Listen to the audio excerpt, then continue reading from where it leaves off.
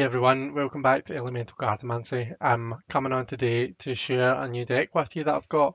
It is the Inner Dimensions Tarot. Um, Now, I got this is a deck that I got from NPC. The creator is Ashe Groot Roessink, who is a Dutch non-binary creator. Um, I'm going to link Ashe's NPC store and so there's a guidebook for it, but it's online.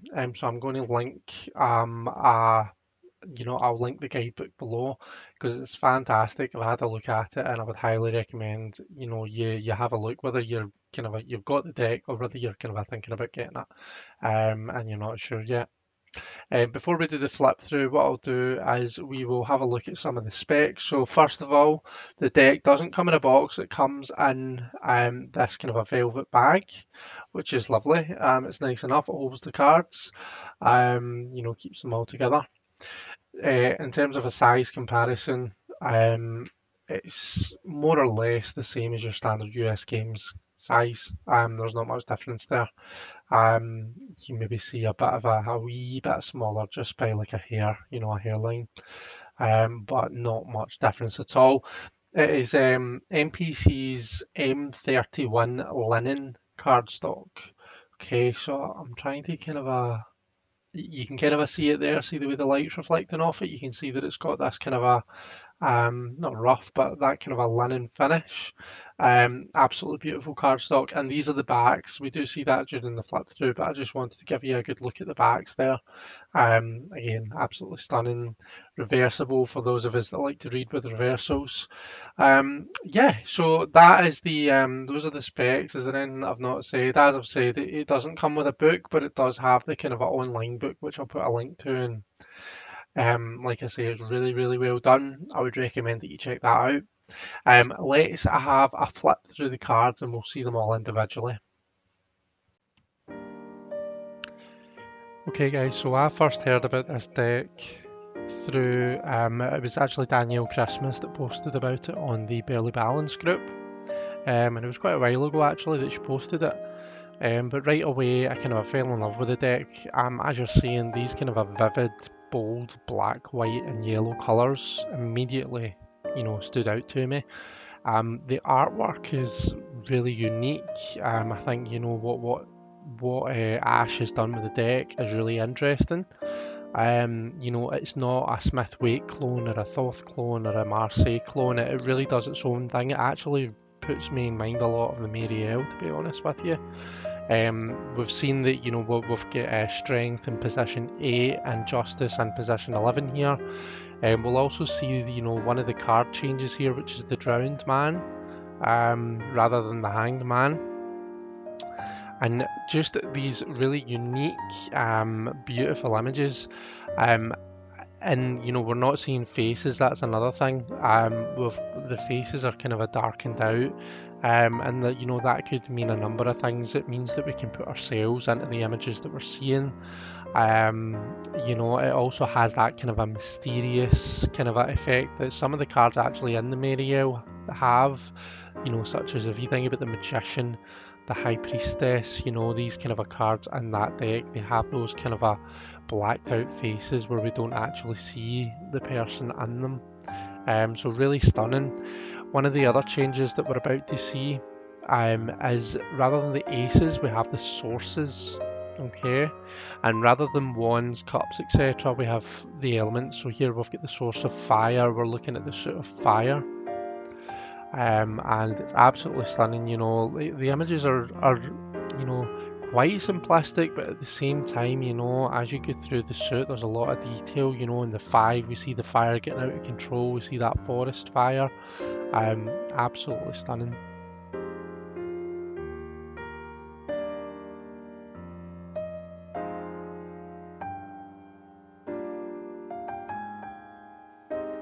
And we're about to see the courts. Now, the courts are different as well. The gender has been taken out of the court, so we see instead of pages, we have students. Instead of instead of knights, we have practitioners. Queens become visionaries, and the kings become the master. Okay. And again, we've got that beautiful source card. So instead of wands, we have fire. Instead of swords, we have air. Instead of cups, we have water. And instead of pentacles or discs, we have earth. Again, the fives in this deck are really beautiful. You know, the kind of thunder and lightning when air kind of when that air element gets out of control and becomes destructive.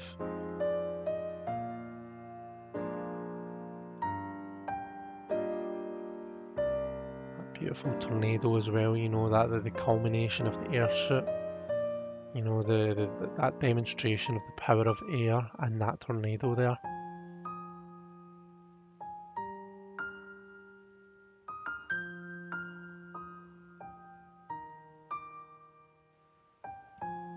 And the master there, he's harnessing that lightning.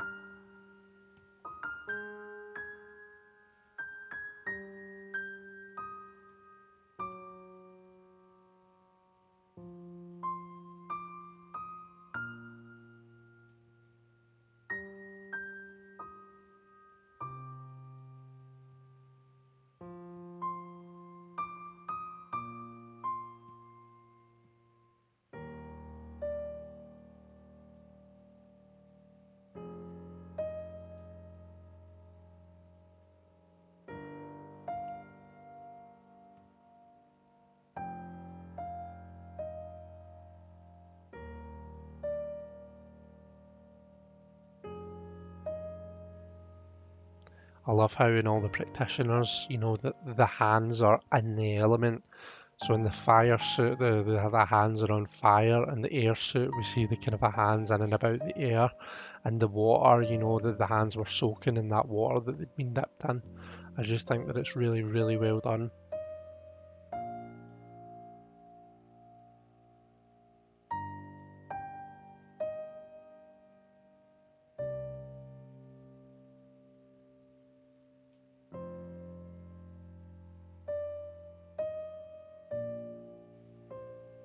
And there's some of these cards where you look at it and you think, you know, I'm not really sure what's going on, but as I'd said before, I would really recommend reading the guidebook. It does a fantastic job of explaining what we're seeing in the card and how that relates to the meaning of the card.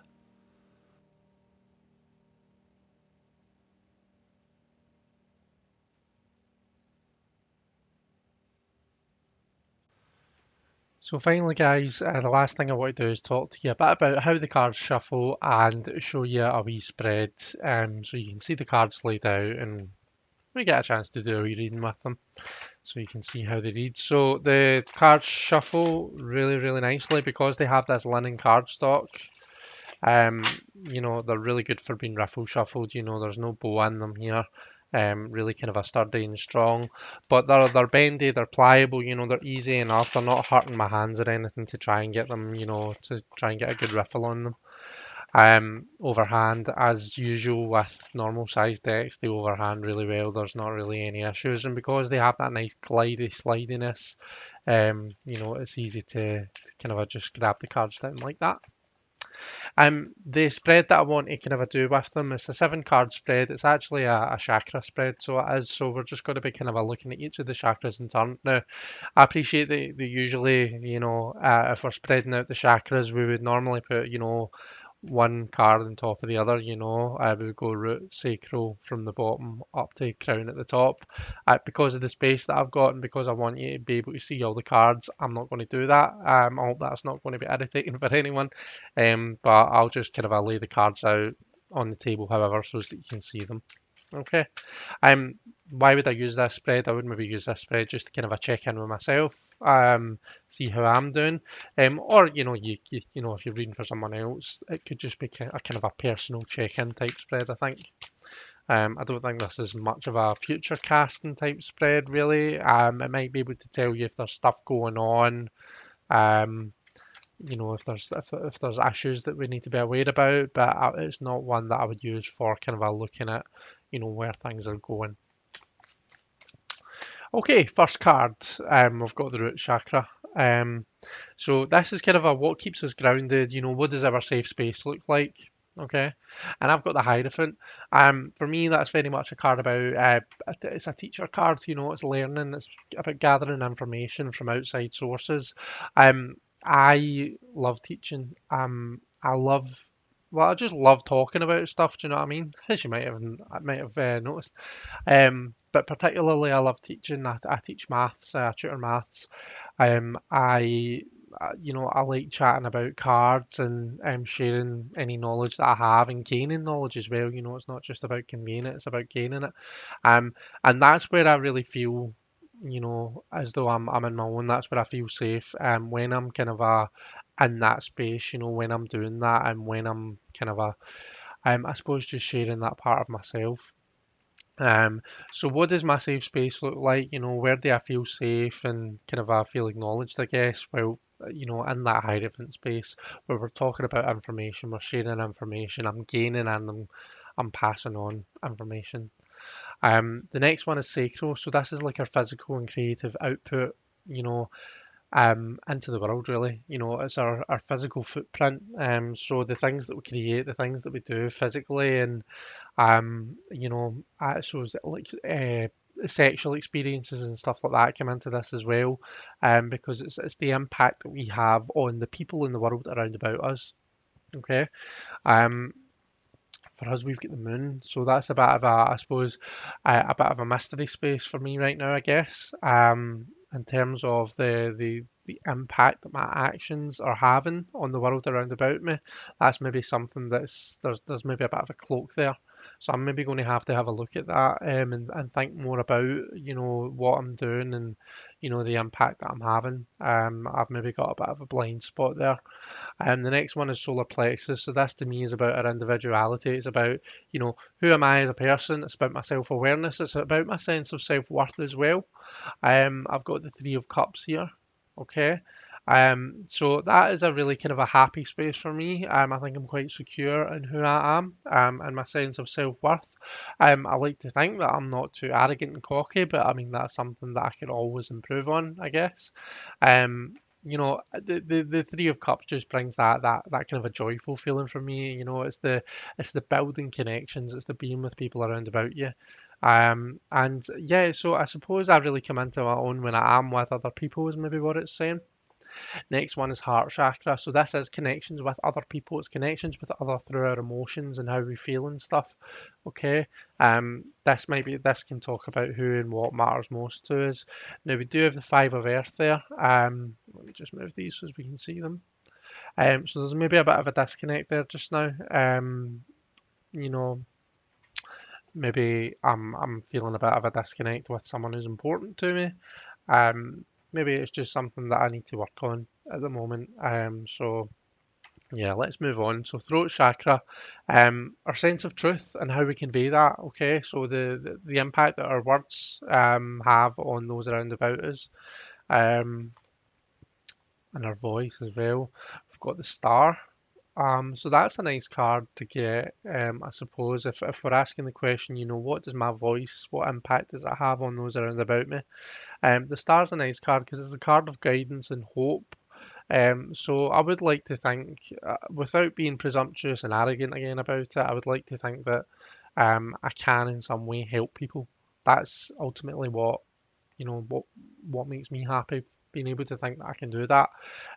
So the star, I suppose, is just a bit of a validation on that. Um, the third eye chakra is second to last, so that's our kind of a sensory input, both like the five senses, so sight, touch, feeling, all that kind of a thing. Um, what information do we take in from all that, but also intuition as well is a big one, through intuition and that kind of a side of things, so it's not just about the kind of the down to earth everyday senses, it's the other stuff as well that we see here. Okay, then we've got the Four of Fire here. So that kind of that makes me think of a really solid foundation. Things are, really stable and stuff. So in terms of the information that I'm taking in, I think that that's a positive card. It certainly doesn't speak to me of there's stuff that you're really not seeing, which is what would worry me, I suppose, if it came up in this spread, if I got a negative card. The fact that we've got quite a positive, stable card coming up means that we're good in that department, I guess. I'm good at kind of taking in information and noticing stuff that's going on around about me, both on, as I say, on a mundane, if you want to use that word, mundane level, but on a more kind of intuitive level as well. And then finally, the last card is the crown chakra, and this is connection basically to everything else. You think of like your connections with the things that you do and the connections that you make with people. If you think of that as like a web, and then think of all those webs that we've got kind of a joining us to everything else, and then think of the bigger network of webs. The web of the weird, or Idrid's web, or whatever you want to call that. That's kind of what the crown chakra is all about. It's about that connectivity to the world at large and what everything means. So spirituality is a big one for this. We've got the practitioner of fire. So that's about being really active about the connections that you have, and the how your actions have an impact on the world at large, and that is something that I'm really aware of and I'm thinking about now. What's interesting, now, what was it? It would have been the sacral chakra. So sacral chakra, I was saying, as it is it is my physical imprint on the world around about me, and we got the moon there, so that's a bit of a dark one, that's a bit of a, the moon obviously reflects the light of the sun. Sometimes it's suggestive that there's something that you're not seeing. But then the practitioner of fire coming up in the crown chakra space means that, although you might not be seeing what impact you're having, you're really active in it, and there's a lot happening there. So what I would take away from this spread is these two is that's something that I need to explore further and really think about. But anyway, I hope that you've enjoyed this. I hope you like the spread. If you want me to kind of elaborate further on it, obviously this is could be a really deep spread depending on how you work with the chakras and stuff and how deep you work with them. So there's a lot more that can be said about this. I've been really brief because I want to keep this quite short. Um, if you want me to kind of go into the spread further, then I can make a video about it. But yeah, anyway, hope you enjoyed this. I hope you like kind of seeing the cards laid out, and I hope you enjoyed the deck. Thank you so much for watching. Take care, everyone, and I'll see you all later. Bye bye.